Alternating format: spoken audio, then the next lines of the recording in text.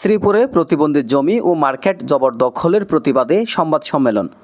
গাজীপুরের শ্রীপুর উপজেলার গড়গড়িয়া মাস্টারবাড়ি এলাকায় একজন পক্ষাঘাতগ্রস্ত প্যারালাইসিস আক্রান্ত ব্যক্তির মালিকানাধীন জমি ও মার্কেট দখলের অভিযোগে সংবাদ সম্মেলন করেছেন ভুক্তভোগী পরিবারের সদস্য সেলিনা আক্তার।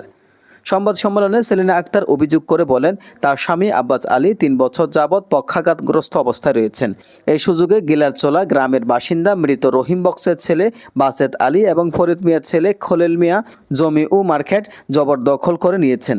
তিনি জানান, এ বিষয়ে গাজীপুর নির্বাহী ম্যাজিস্ট্রেট আদালতে মামলা দায়েরের পর বিবাদীরা আদালতের নির্দেশে মোসলাকা দিয়ে দোকান বুঝিয়ে দেওয়ার ও কোনো ধরনের হুমকি না দেওয়ার প্রতিশ্রুতি দেন, কিন্তু তারা প্রতিশ্রুতি ভঙ্গ করে দোকান ফেরত দেননি এবং বিভিন্নভাবে হয়রানি অব্যাহত রাখেন।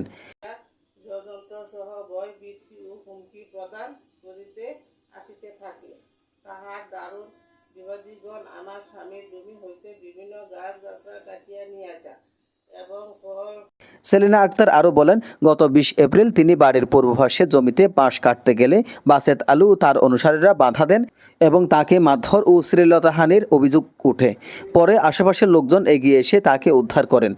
পরবর্তীতে অভিযুক্তরা তার বাড়ির রাস্তা বন্ধ করে দেন এবং স্বামীর জমিতে থাকা গাছপালা কেটে জমি দখলের হুমকি দেন বলেও অভিযোগ করেন সেলিনা। এবং আমাদেরকে বিভিন্নভাবে অত্যাচার নির্যাতন করিত।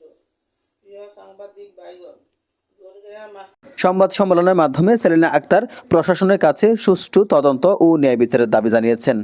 AB news desk report.